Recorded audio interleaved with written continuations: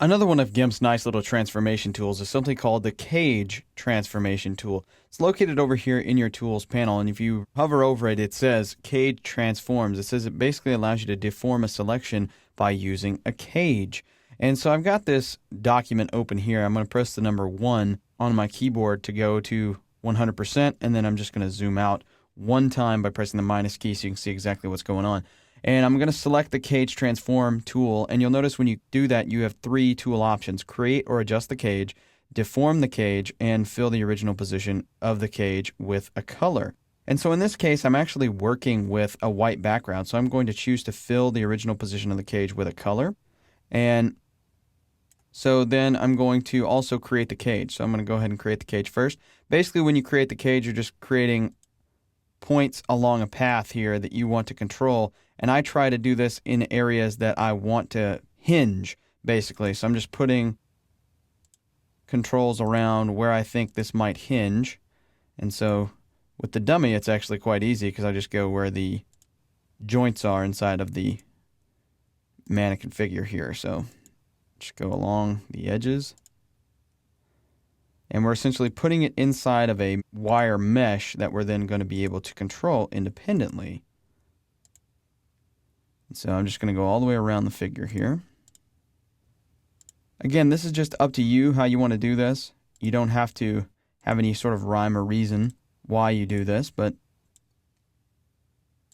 like I said, I try to follow different areas that I want to control. Makes it a little bit easier. You don't have to be very accurate with this either. That's the great part about it. Once you get back around, you want to make sure that this little circle turns to white and you can complete the cage. And so once that is finished, you have now completed your cage, and it should automatically switch over to the deform cage option. And so now what I'm able to do is come out here and make a selection around different cage points, and then take those cage points and move them around.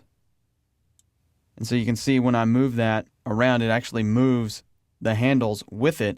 And let's say that I wanted to make an adjustment of these 2 points. I could do so and sort of bring that back down a little bit.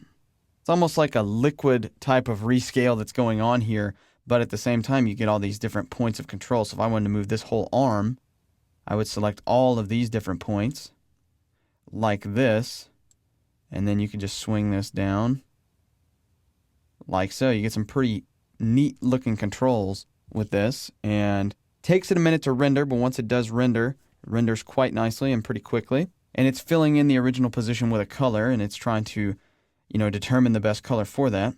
And so now I can select the feet. And I might even select this whole leg. Let's select the whole leg. Let's grab the whole leg here. There we go. And we can just sort of drag that up. And you can see where you might need to add some control points to this. So I would actually want to add more control points to this than what I have been, but I just might want to move that out a little bit. There we go. Again, you got to give it a minute to sort of catch its breath. It is doing a lot of heavy lifting.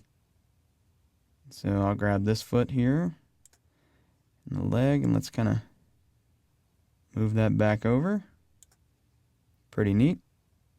And so you get the idea of how this works. You're basically enclosing your object inside of this wire mesh, and then with that wire mesh around the object, you're able to manipulate it and change it in different ways. And so this is a really interesting tool. I can see this being used not only for some crazy things like what I'm doing here on screen, but also for some basic photo retouching too. You could put some control points around someone's mouth and make them smile. You could put some control points around their eyebrows and move those up or down. You could change arm position, head position, all different types of things could be done with this, and I see a lot of potential here.